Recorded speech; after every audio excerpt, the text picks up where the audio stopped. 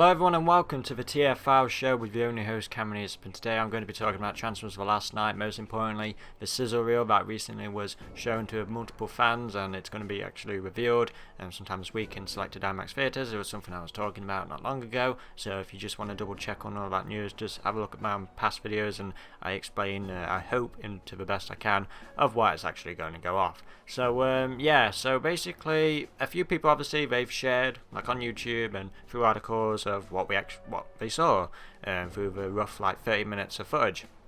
And it's been a bit of a mix by all of them. Basically, it's kind of like it's something new, but then it's something that you've seen in pretty much every Transformers film. And I feel like this film is going to be the more story directive, because in the sense of they're going to throw in all this history of the Transformers with the lore. They're going to go really deep into it, and I actually feel like this film is going to be more of a Transformers movie, because obviously within these films there's always human characters and they become a pain and people just don't they just rather have the Transformers. But we have to deal with it, and I feel like that Transformers 2 was perhaps the most Transformers movie we've ever gotten. But still, I feel like I've got a good feeling about this film being more about the Transformers.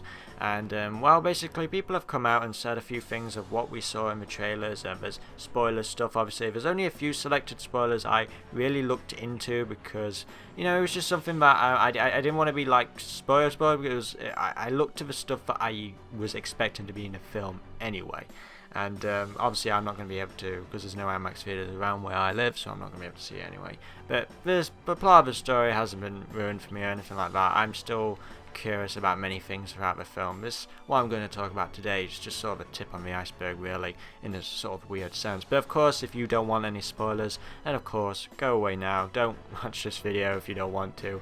Of course I'm going to share my thoughts on what the spoiler stuff is, so maybe when the film comes out, if you want to come back, and I doubt you will, but I'm just saying, warning for spoilers now if you're really that sort of tight on it, and that's perfectly fine if you are, because sometimes I'm like that as well. Especially with films like Justice League or Wonder Woman, I don't really want to know. It's for those particular movies. With these Transformers movies, there's only so much I can take for me to just not want to know anymore. But today I'm going to talk about who is The Last Night.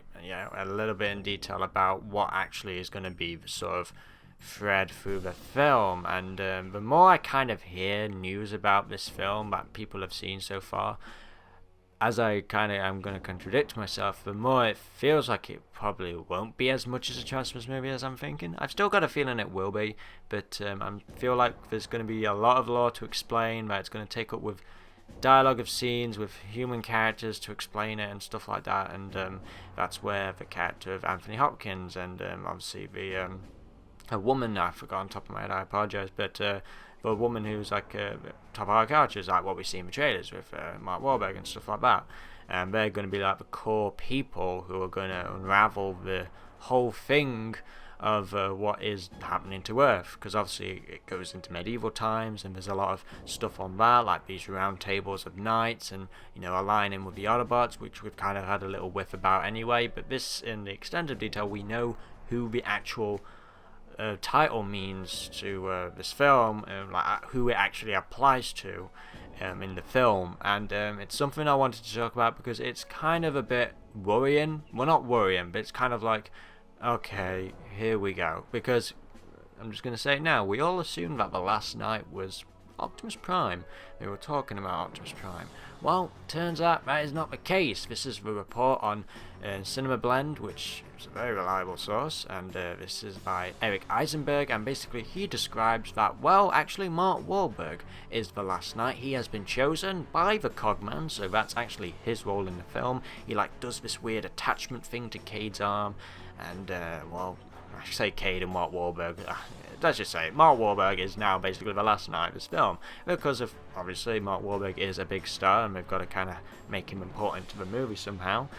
So I feel like people who are worrying about the kids will actually be a big part of this film, I don't think that's necessarily the case, because there was also news that, the 4 kids we saw in the beginning of the trailer, the recent one, they actually go away. They're not actually sticking around. It's just Isabella Mona, which, you can kind of applaud now if you're that thingy about it. But honestly, I don't mind. But this is going to be a very Cade, Mark Wahlberg-centric movie, because obviously he is The Last Night, and we have seen in a few trailers that he is with Optimus Prime and Bumblebee during their fight, so of course he's going to get involved. because, of course, why wouldn't he?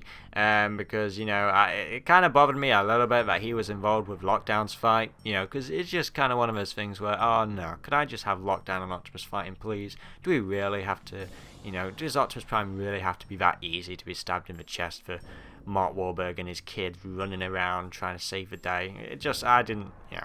I just didn't like it. And I feel like this is going to be something more to the case of, oh no, I'm not going to like this, because I feel like he's going to play a big part. I mean, I don't mind if it's like in a good sort of context way. Like if Optimus Prime and Bumblebee are doing their thing, but like as we've seen in the trailers, if he's in the middle of that, it's just going to be a big distraction, because at this point in the film series, I've always felt like that the Transformers were always side characters, you know what I'm saying? Like, it always felt like, obviously we've gotten more Transformers sort of footage over time, and that's partly to do with the whole success of these films, having more money to obviously do the CGI and stuff like that. But it's like, I really hope that the plot of, let's just say, I really want the Transformers to really shine in this film. Like, I really want us to know a lot. I mean, we have been told we are going to know a lot more, and I have confidence in Michael Bay to deliver us another, great action sequences and stuff like that, as he always does. We kind of think alike in that sense, because whenever I have an idea, for a TV show I'm doing on either Transformers or anything, like the action sequences always pop into my head. But then it's like, these action sequences, they are awesome, but I need it to fit in the story. And where the story is going, I'm not sure. It sounds at this point that actually Anthony Hopkins' characters, they're on the same side as Mark Wahlberg. At first, the Cinema Blender guy was saying how they had a bit of a spat. Basically, they thought they were enemies at first, but then they actually come to realise that they're both chosen or stuff like that. Or something like that, because obviously Anthony Hopkins is tied to the medieval presence, something with his ancestors I can only imagine. And then Cade, obviously, with the Cogman, just appearing out of the blue and giving him this task of saying, he's the one who has to save the Transformers. And this isn't, I hope I don't sound like I'm ranting or anything like that. I hope I don't sound like I'm being like a moany, bitching or anything like that. It's just, I'm not necessarily worried about the film. I'm just very curious how Michael Bay and his team are going to handle this film. I have confidence Michael Bay will put a lot of passion to this film, because it is his last Transformers film, as he says. It's kind of like the whole Hideo Kojima with his, okay, this is my last Metal Gear. Well, I actually believe it this time, with Michael Bay. I actually have this real sense that he is going to go away and not want to return, because, well, he's done 5 of these movies, and I don't think he's, he obviously hasn't done that many sequels for a franchise. I don't think he even expected to be still doing it today. Of course, it's been a long time. Like, if you begin 2005, is it? Yeah, that's when Michael Bay was signed on to do this, and well, it's been a long time basically. And so yeah, I'm kind of curious on how Mark Wahlberg will exactly save the Autobots. Of course, these films, they can be very sort of puzzling, like, oh, okay, how's this going to fit? It's great we're getting all this information of what's going to be in the film, but it's like, will it work at the runtime that, and I expect this film, I don't know if they've already confirmed this, but I think this might be 2 hours and 30 minutes or something like that. I'm going to take a guess, it might be the same as the 4th film, which, I'm glad for a longer film. It's just, it didn't work for me necessarily in the 4th one. I don't know, it kind of felt like, because obviously in the cinemas, it really did a numb on my sitting in that seat. So I hope it's not too long where, obviously I want to give him the time to explain all of this, but it's like, that shouldn't necessarily be the case. If it's a good enough story, you don't need that much time. You're able to explain it if you're very good at writing and stuff like that. But anyway, that's all I've got to round off and say, and share my sort of general, not so necessarily concerns, but a bit of a both. I'm curious, because I like Mark Wahlberg as an actor. I actually personally prefer him than Shia. I actually liked Shia a lot in the first film. Second and third film, it didn't feel necessary, because I did genuinely believe the character just wanted to move on, like he didn't want to be a part of this. And well, he's gone now, so we got Mark Wahlberg, who, at this point, the character seems like he's got nothing else to live for. Like, he's really got, because he's going to be hunted down, obviously, by the government, stuff like that. So there's no way he could really escape the Transformers life, unless if the Transformers are suddenly all accepted again on Earth, which isn't going to be the case, especially considering the stakes that have arisen in this film with the whole destruction of a planet. I feel like, because we're human beings, if something like that was real, we would not want these creatures, these robots, to be on this planet. It's just not going to work. So I'm very curious on how he goes, how he moves forward towards the film, and where his character leaves really. But yeah, that's pretty much what I got to round off and say. This is a good over 10 minutes sort of video. There will be an announcement on this channel very soon, a new show I am currently developing. It's more of a podcast, but whether or not it's actually going to happen or not, it's yet to be seen. I'm supposed to be doing it with my friend Lewis, but of course we'll just have to see. You'll probably see the announcement pretty soon if like me and Lewis are finally in talks to say, okay, we're going to try and really make this work now. So it's a good idea. I really like it. The podcast is sort of a nice way for us to expand on our thoughts without being sort of constrained to time. Like we could ramble on for hours and hours and not have to worry about what we have to particularly say. We can just say all of it, stuff like that.